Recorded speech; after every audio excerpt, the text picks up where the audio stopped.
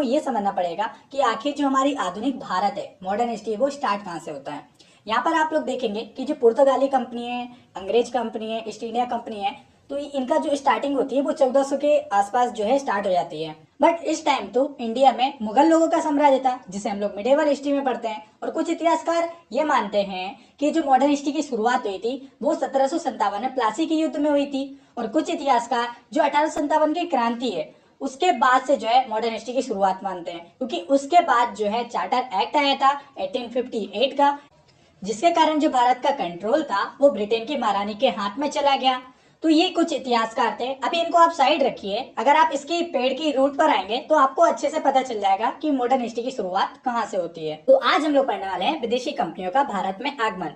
मध्यकाल में भारत को पश्चिम देश से जोड़ने के लिए दो मार्ग थे, पर्शियन गल्फ जिसे फारस की खाड़ी भी कहते हैं, और दूसरा था लाल सागर वाला मार्ग।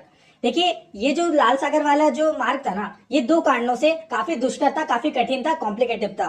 पहला तो ये था कि यहाँ पर बहुत कुहारा होता था, और दूसरा कारण ये था कि यहाँ पर बहुत सारी चट्टाने थे, जिससे वहां पर ट्रेवल करना काफी कॉम्प्लिकेटेड हो जाता था। इसलिए ज्यादातर जो व्यापार हुआ करता था वो फारस की खाड़ी से हुआ करता था, और उसी को सबसे ज्यादा इंपॉर्टेंस दी जाती थी। एशिया से यूरोप को जाने वाली जो वस्तु हैं उनको अनेक राज्यों से होकर गुजरना पड़ता था, और इसके लिए उनको उस राज्य को चुंगी देनी पड़ती थी। चुंगी मीन्स एक तरीके से आप कह दो टैक्स।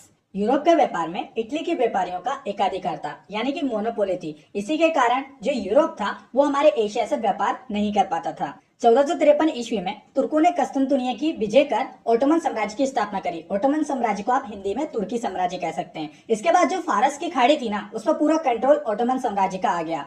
तो जितने भी यूरोप वासी थे उनको यहाँ से ट्रेड नहीं करा जाने लगा, तो अच्छी खासी बात लग गई सारे यूरोप व्यापारियों की। इसके बाद जो यूरोप वासी थे वो हमसे ट्रेड नहीं कर पाए, बट यूरोप के व्यापारी मारने कहाँ वाले थे, दिमाग में खुरापाती तो चलती रहती है। तो भौगोलिक खोज व व्यापारिक मार्गों के लिए ना जो पुर्तगाल था वो सबसे आगे था। यहाँ का जो शासक था प्रिंस हेनरी द नेविगेटर, इसने इस कार्य में जो है महत्वपूर्ण योगदान दिया। 1486 में एक पुर्तगाली नाविक था जिसका नाम था बार्थ लेम्यूडेज। इसने अफ्रीका में स्थित जो उत्तमाशा द्वीप है, जिसे केप ऑफ गुड होप कहते हैं, उसको खोज निकाला था। इसके बाद 1492 में स्पेन की सहायता से कोलंबस नामक एक नाविक ने भारत की खोज के लिए अटलांटिक महासागर में जोखिम भरी जो यात्रा है वो प्रारंभ करी। लेकिन ये दिशा भटक गया और जा पहुंचा अमेरिका। इस तरीके से अमेरिका की खोज करी, लेकिन ये महाशय अमेरिका में उतर के जो है नाचने लगे और कहने लगे कि हमने भारत की खोज कर ली। तो इसने वहाँ के स्थानीय लोगों को देखकर उन्हें इंडियंस कहा, क्योंकि भाई साहब अमेरिका में रहकर इंडिया के ख्वाब देख रहे थे। और इंटरेस्टिंग बात तो ये है, जिसे इन्हें इंडियन का, इंडियन वहाँ की ट्राइब बन गई। आप अगर अभी सर्च करेंगे गूगल में ग्रेट इंडियन ट्राइब्स, तो सारी अमेरिका की ट्राइब्स आएंगी। नाम में तो इंडियन है लेकिन ट्राइब्स पूरी अमेरिका की हैं। सर्च जरूर करना।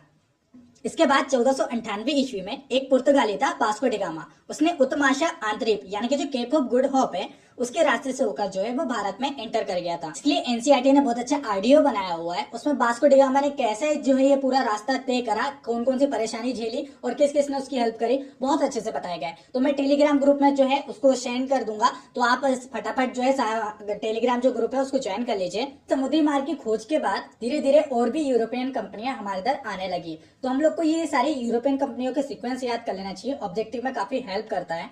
अब देखिए, इसके लिए जो है यूट्यूब में एक ब्लंडर क्रिएट हो गया है। अगर आप अभी सर्च करेंगे यूरोपियन कंपनियों का भारत में आगमन का क्रम और आगे ट्रिक भी लिख देना, बहुत सारी ढेरों वीडियो मिल जाएंगे उस पर, और सबकी ट्रिक सेम ही होगी, जिसका नाम है पुत्र अड़ा डेढ़ फंसा।